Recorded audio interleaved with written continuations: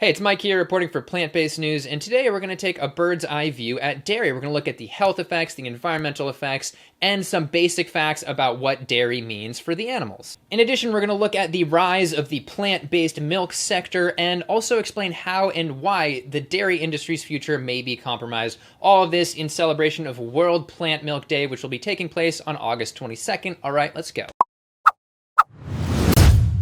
First things first, let's talk trends of consumption. In my country, the US, people have been drinking a lot less milk. From the USDA, we have seen about a 25% drop in liquid cow's milk consumption over the last 20 years. One response by someone in the dairy industry, Tom Gallagher of Dairy Management Incorporated, kind of sums it up. Quote, "The numbers are devastating. At some point, milk could become an irrelevant beverage for the average consumer." Of course, he's talking about cow's milk and not plant milk. In terms of money, U.S. cow's milk sales plunged by $1.1 billion between 2017 and 2018. That's just 1 year. And one of the reasons could be that people are drinking more plant milk. Hey, dairy industry, I heard you are having problems. Maybe you should try plant milk. And according to data from a Nielsen report, the plant milk industry has now cornered about 15% of the total milk market, so it's happening, it's going up. Lucky for the dairy industry in the US at least, the US government has really pampered them and set up cushions for dairy industry failure. For one, rigging the whole system to artificially lower the cost of milk so people can buy more than they might otherwise buy. From this 588-page report by the Canadian dairy industry on the US dairy industry, they found that about 73% of sales revenue is subsidized in one way or another. So about 3/4 of milk sales are subsidized. Can you imagine if nearly 3/4 of the cost of plant milk was subsidized? A container of Oatly would be like $1. Heck, they'd probably give you soy milk for free. I know that's not how math works, but that's how the math feels to me, okay? And with lowering sales in recent years, the dairy industry has asked the US government to bail them out. Back in 2016, they were like, "Daddy government, give me $150 million for my own failures." And the government was like, "No, son, your allowance is only $20 million. Here." Free markets, though. And the dairy industry is, of course, level 10 triggered by the rising plant milk sales and have, launched campaigns to make sure that these plant milks can't be labeled as milk because milk is only from cows. A secret memo leaked what they want the changes to be, and they wanted soy milk to be called soy boy fluid, and they wanted pea-based milk to just be called urine. Obviously, I'm kidding, but they are masking this campaign by saying that consumers will be confused, thinking that things like soy milk might just be soy-flavored cow's milk and accidentally buy plant milk when they're trying to buy cow's milk. But from the data, they're clearly wrong. No, it appears that about 90% of consumers are not idiots. They're not confused by this. And the remaining 10% probably thought that cow's milk came from plants anyway. Thankfully, certain governments are finally escaping the grips of the dairy industry and their desires, which have previously influenced food guides. No, this time, the Canada Food Guide did not say that milk was a requirement. You did not need dairy, and they cite the reason for that as cutting their ties with industry. And while we're talking about health recommendations, let's move right along to the health effects of cow's milk. Firstly, the common notion that we require cow's milk to be healthy is absolutely incorrect, and in many cases just industry propaganda. Logically, about 65% of the planet is lactose intolerant, and in certain ethnic groups, this can be as high as 97 to 99% of people. So not only is it unhealthy for them to be consuming lactose, but it can also be kind of insensitive to those populations to say that. And don't get me wrong, the adaptation to digest lactose in adulthood does not mean that you are fully immune to any negative effects of milk. For example, saturated fat. In the US and likely other Western countries with similar dietary patterns, the main source of saturated fat is dairy. Despite what some low-carb dieters would like you to believe, we have a large body of rigorous science, controlled feeding trials showing that the more saturated fat you eat, the higher your cholesterol level goes. And we also still have a scientific consensus that LDL or bad cholesterol is causally linked to atherosclerosis or heart disease. Though there are a lot of blog posts and dairy industry-funded studies like this one that undermine the scientific consensus, it's not looking like dairy is good for your arteries.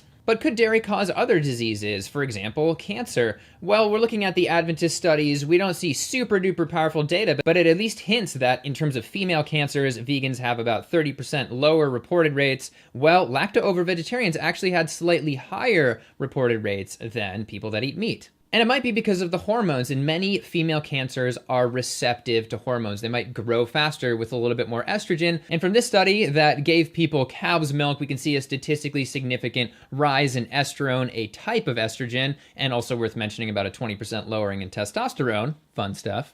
And one piece of information that supports this estrogen-fed cancer notion is this study, which has a variety of findings. Some are statistically significant, some support dairy, some do not support dairy consumption. But one that was statistically significant was that people who consumed the most dairy had about 58% higher risk of estrogen-receptive cancer. In other words, it's possible that if you have an estrogen-receptive breast cancer type, that the estrogen in milk could be fueling it. And from this study that did look at petri dishes, they didn't look at the actual human body. It's still worth mentioning their findings that when they dripped cow's milk on breast cancer in a petri dish, it grew 30% faster. But if they dripped almond milk, for example, it actually grew 30% slower. Mind blown, I'm gonna go pour almond milk all over my body. You should too. Interestingly though, from this study, butter actually had the highest level of estrogen of any dairy product, probably because it's really just concentrated dairy. This has inspired a new line of plant-based butters called I Can't Believe It's Not Estrogen. Now available only in my imagination, sorry. But moving past estrogen and breast cancer, one type of hormone that everybody should be concerned about with cancer is IGF-1 or insulin-like growth factor 1 because it fuels every stage of cancer growth and the cancer spreading. This is not just that it might boost IGF-1 because of the cocktail of things that milk is, but also because it actually contains IGF-1. From this study, quote, "The IGF-1 may be either absorbed from milk or stimulated by its ingestion, or both." And we're talking about actual growth hormones naturally occurring in milk, which is why it's no surprise that Canadian dairy farmers got busted for saying their milk didn't have growth hormones in it.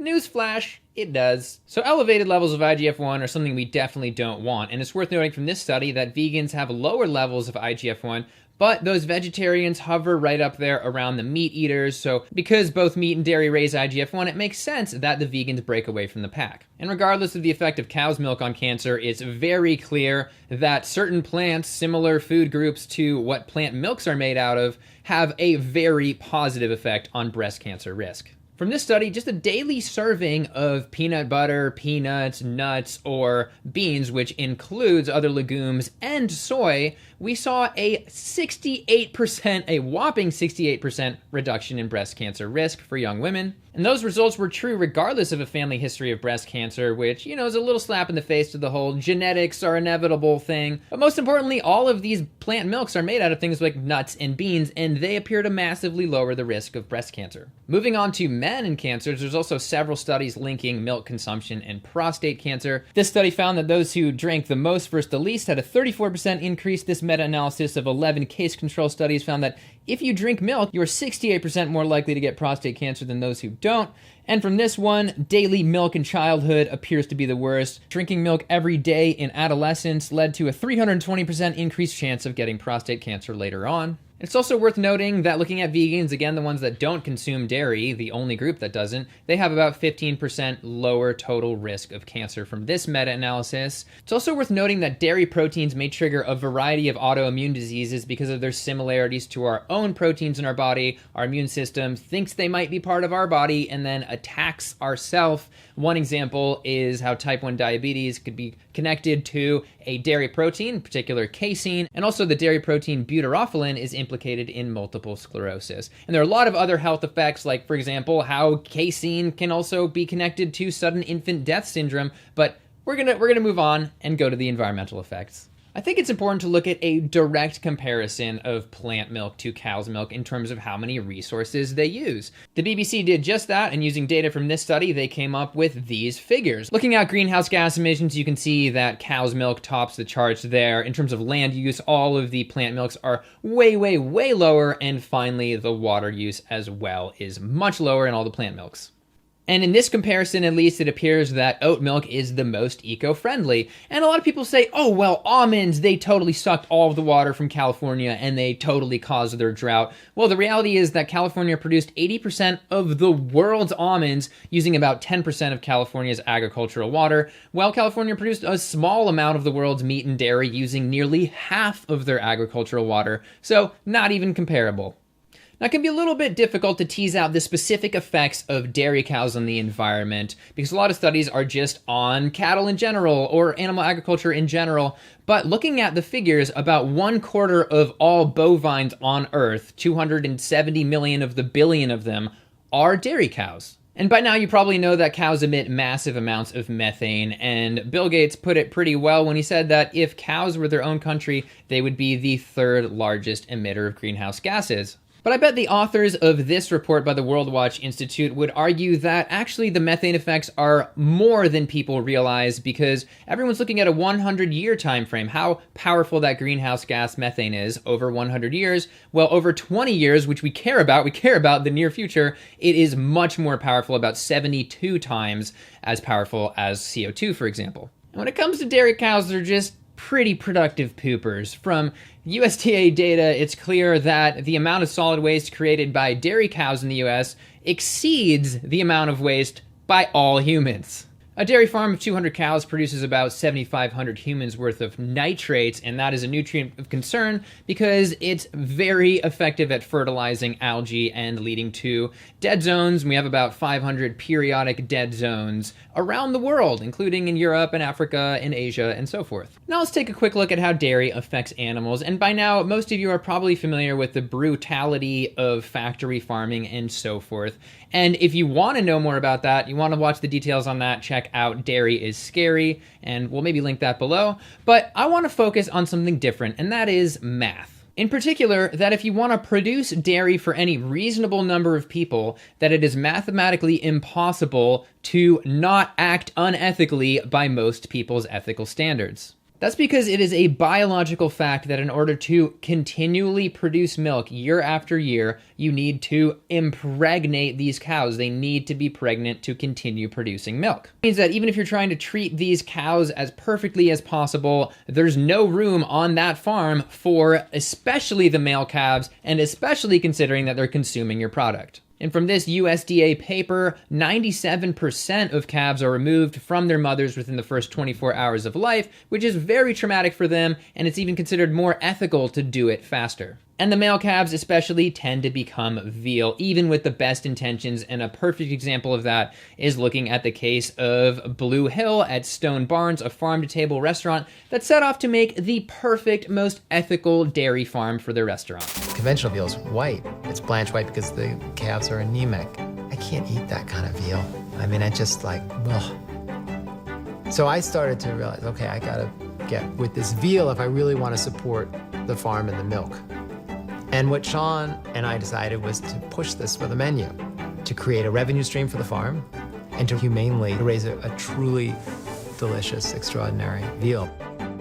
He's kept these calves on their mother throughout the course of the day. The highest order of humaneness produces the best flavor. And pretty soon, with all of the extra calves, they were serving veal at their restaurant, which is, I would like to say, not an ethical thing to do, probably by your standards. Taking babies away from their moms and cutting them up and feeding them to people, not nice. So the dairy industry is the veal industry, but thankfully and awesomely, you don't have to be a part of that. You don't have to contribute to that. You can just eat dairy alternatives, plant-based milks, plant-based all of this stuff. Plant milks are everywhere nowadays, and they are much healthier, better for the environment, and way better for the animals than cow's milk. And that's why World Plant Milk Day was made, and so feel free to share this in the spirit of World Plant Milk Day, or if it's after that, share it anyway, just if you want to. All right, feel free to like and subscribe to this channel and also my channel, Mike the Vegan. Comment down below what your thoughts are. This has been a Plant-Based News Report. Mike the Vegan signing off.